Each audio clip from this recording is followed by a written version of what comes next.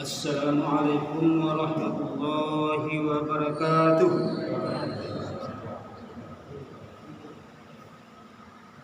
Alhamdulillahi rabbil alamin. Wassalatu wassalamu ala asrafil anbiya'i wal mursalin wa ala alihi wa sahbihi ajma'in. Hadirin hadirat jamaah salat subuh yang baru saja kita laksanakan, yang senantiasa dirahmati oleh Allah Subhanahu wa taala.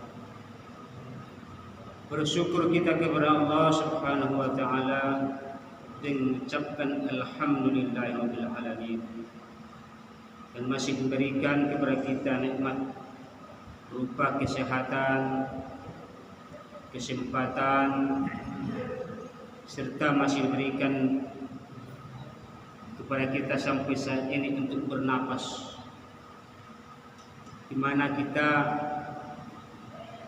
sudah berada di bulan Rabiul Awal, yaitu bulan kelahiran baginda Rasulullah Sallallahu Alaihi Wasallam. Dapat kita jadikan hikmah agar kita senantiasa tetap menjadikan Rasulullah Sallallahu Alaihi Wasallam itu sebagai pedoman bagi kita dalam menjalani kehidupan dunia yang singkat ini. Berselawat kita kepada baginda Rasulullah Sallallahu Alaihi Wasallam dengan ucapan Allahumma salli ala Sayyidina Muhammad wa ala ali Sayyidina Muhammad. Semoga kita, khususnya yang hadir di masjid yang kita cintai ini, banyak-banyak berselawat kepadanya, serta menjadi atau termasuk di barisan panjang pengikut setianya baginda Rasulullah Sallallahu Alaihi Wasallam sampai akhir nanti. Hadirin jamaah salat subuh yang rahmati Allah Subhanahu wa taala, pada kesempatan singkat ini kita coba untuk menyampaikan suatu tema meneladani Rasulullah Sallallahu Alaihi Wasallam. Salah satu tujuan Rasulullah Sallallahu Alaihi Wasallam diutus oleh Allah Subhanahu Wa Taala ke muka bumi ini adalah untuk menyempurnakan akhlak.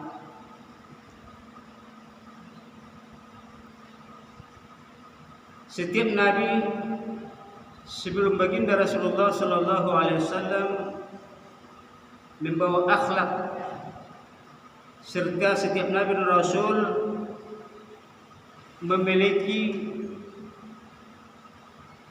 misi dakwah yang sama, yaitu mengisahkan Allah Subhanahu wa taala. Dan kemudian daripada itu, dengan kelahiran dan datangnya baginda Rasulullah Sallallahu Alaihi Wasallam yang merupakan nabi yang terakhir, maka di antara tugasnya adalah menyempurnakan akhlak yang sebelumnya. Sebagaimana firman Allah Subhanahu wa taala dalam Al-Qur'an, innama bu'ithtu liutammima. Sebagaimana sabda Rasulullah sallallahu alaihi wasallam, innama bu'ithtu liutammima makarimal akhlak. Sesungguhnya saya ini diutus untuk menyempurnakan akhlak yang belum sempurna yang diajarkan atau yang disampaikan oleh para nabi-nabi sebelumnya. Hadirin jamaah salat subuh yang rahmati Allah Subhanahu wa taala. Kita tahu bahwa pribadi Rasulullah Sallallahu Alaihi Wasallam itu adalah pribadi yang sangat mulia, memiliki akhlak yang agung, yang dapat kita jadikan contoh dalam setiap aspek kehidupan kita, baik contoh akhlak ketika kita melakukan hubungan dengan Sang Maha Pencipta, maupun sebagai contoh ketika kita berinteraksi sesama manusia. Ketika Rasulullah Sallallahu Alaihi Wasallam telah tiada, Abu Bakar Siddiq, sahabatnya Rasulullah Sallallahu Alaihi Wasallam, yang kelak menjadi khalifah yang pertama datang kepada putri beliau Fatimah, Siti Fatimah. Wahai Fatimah, apa sajakah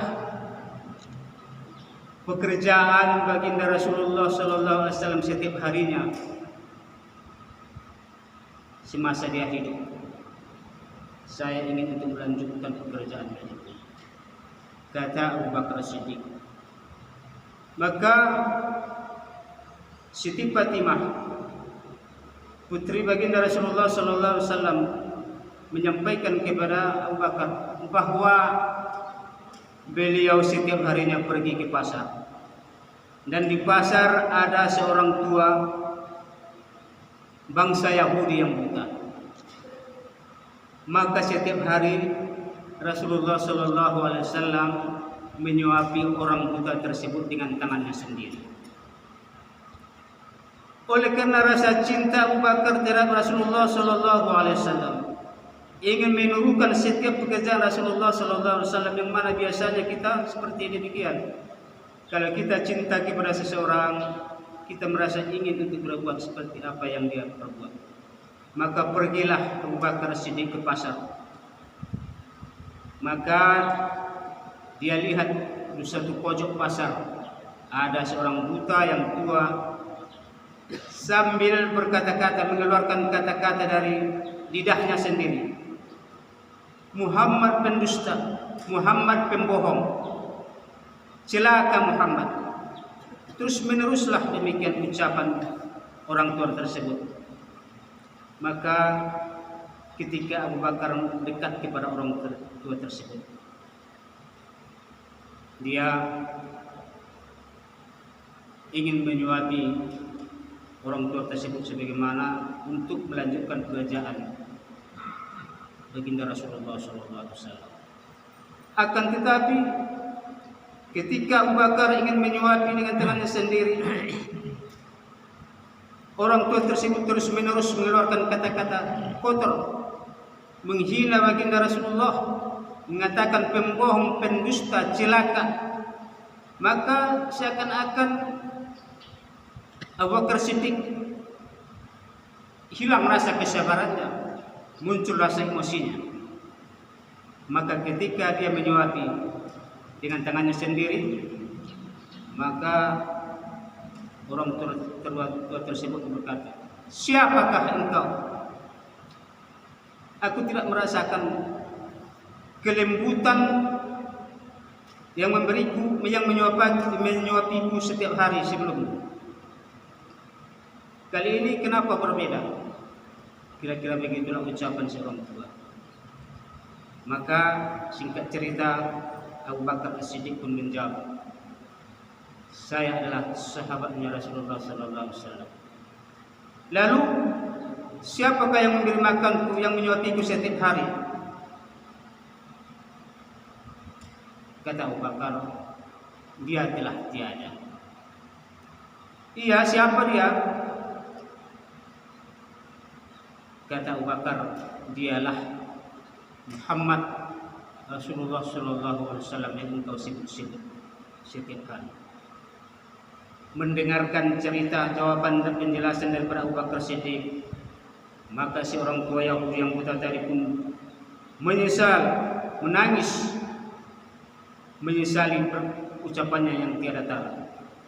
Maka singkat cerita, si Yahudi tadi pun berkata, "Saksikanlah bahwa pada saat ini aku beriman kepada Muhammad Rasulullah sallallahu alaihi wasallam."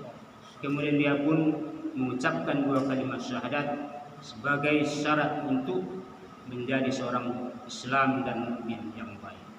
Hadirin, dengan kisah yang singkat ini dapat kita ambil pelajaran bahwa Rasulullah sallallahu alaihi wasallam memiliki sifat yang ramah pada setiap orang, memiliki sikap sopan dan santun, serta lembut dan maha penyayang.